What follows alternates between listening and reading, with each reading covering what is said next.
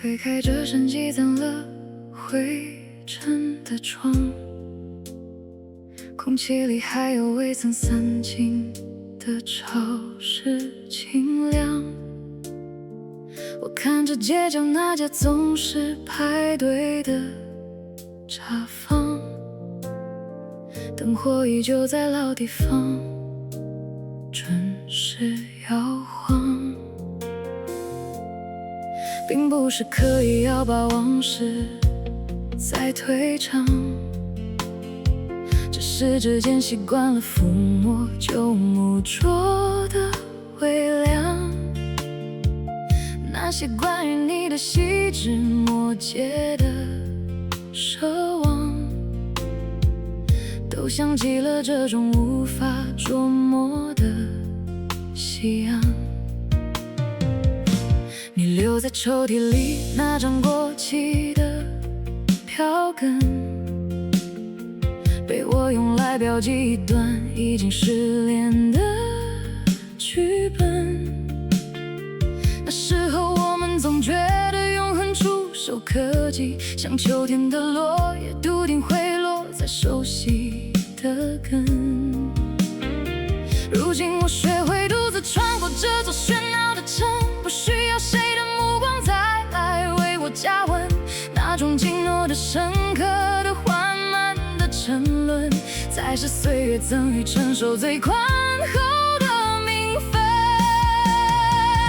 没有声嘶力竭的所谓告别，只有呼吸频率渐渐偏移的季节。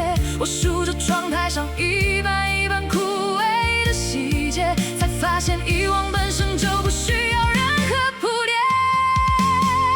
我们在彼此的生命里仅仅是结束，节奏了一场盛大而又仓促的旅途。你给的地图并没有标注最后的归宿，我却在迷路的过程里懂得了字数。别再去追究谁比谁显得更深更苦，这成熟的领悟并不代表已经认输，只是在爱情这本没写完的书，我提前学会了剪掉那段追忆的序幕。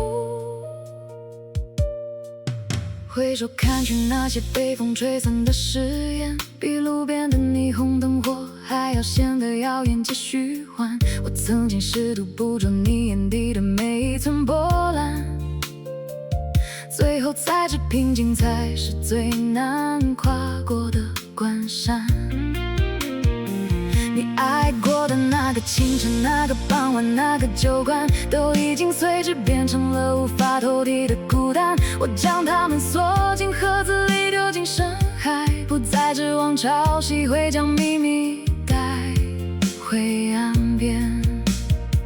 这一生遇见过多少次所谓的命中注定，最后都变成了镜子里这一抹疏离的淡定。我不怪那些遗憾曾开的那么繁华四季，若没有凋零的痛，怎会懂得此时的清晰？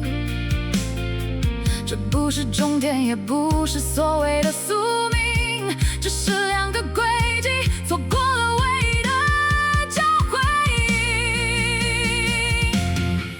我们在彼此的生命里仅仅是结束，节奏了一场盛大而又仓促的旅途。你给的地图并没有标注最后的归宿，我却在迷路的过程里懂得了字数。别再去追究谁比谁显得更深更苦，这成熟的领悟并不代表已经认输，只是在爱情这本没写完的书，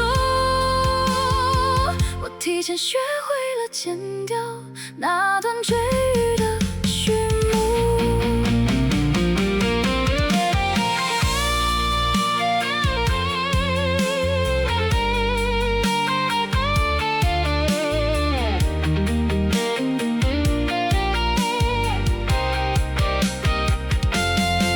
后来听闻你去了另一座陌生的远方，那里是否也有让你驻足留恋的暖阳？我不再记住信件，也不再刻空明，是很大，容得下所有的念念不